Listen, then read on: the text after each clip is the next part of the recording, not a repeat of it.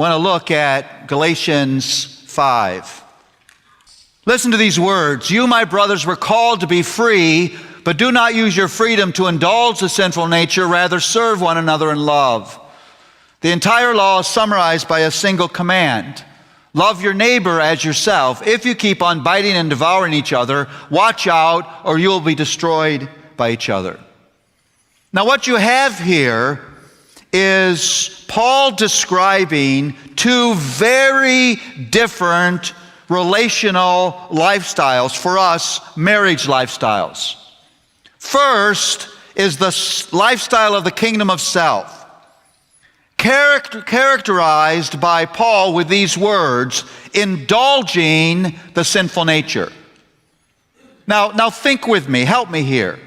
What does it mean to indulge? Can you give me other words for indulge? You can talk, it's legal. When you indulge something, what are you doing? Spoil? Satisfy? Feed?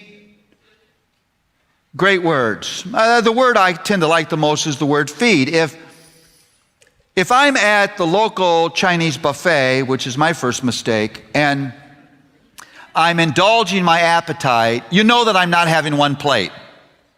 37 plates later, I'm telling myself that there's still more Asian delicacies that I need to savor. See, indulging the sinful nature is going wherever that leads you. Now think with me. If the DNA of sin is selfishness, indulging the sinful nature is indulging your selfishness. It's going where it leads you. Now hear this.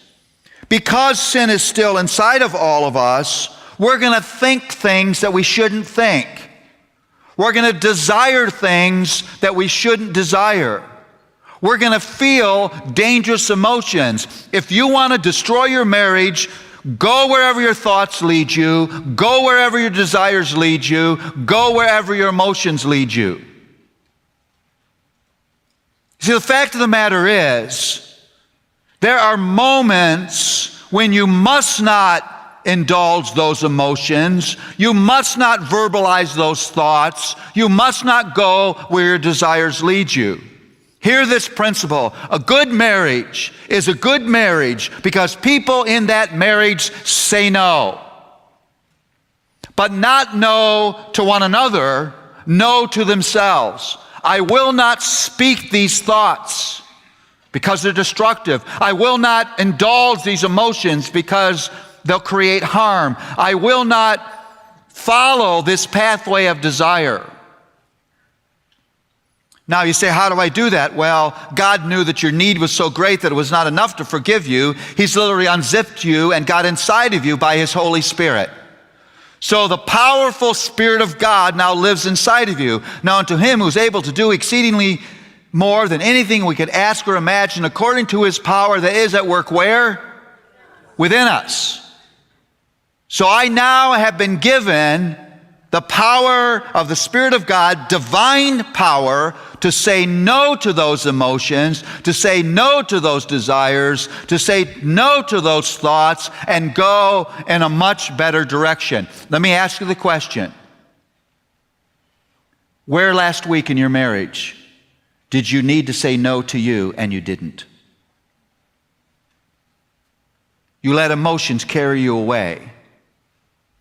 You expressed thoughts that you shouldn't have expressed, that the other person shouldn't have heard. You gave way to selfish desires. See, a good marriage is a good marriage because people in that marriage say no. Now, what's the cast of the relationship, the style of the relationship of the kingdom of self? Well, it's manipulation. I don't mean high-handed, I know I'm manipulating you. It means this. Because what I really want is my way, my feelings, my needs, my thoughts, my desires. What I'm trying to do is, by some means, manipulate you into service of my kingdom. Because when you serve my kingdom, when you give me what I want, I'm a happy camper and I treat you nicely.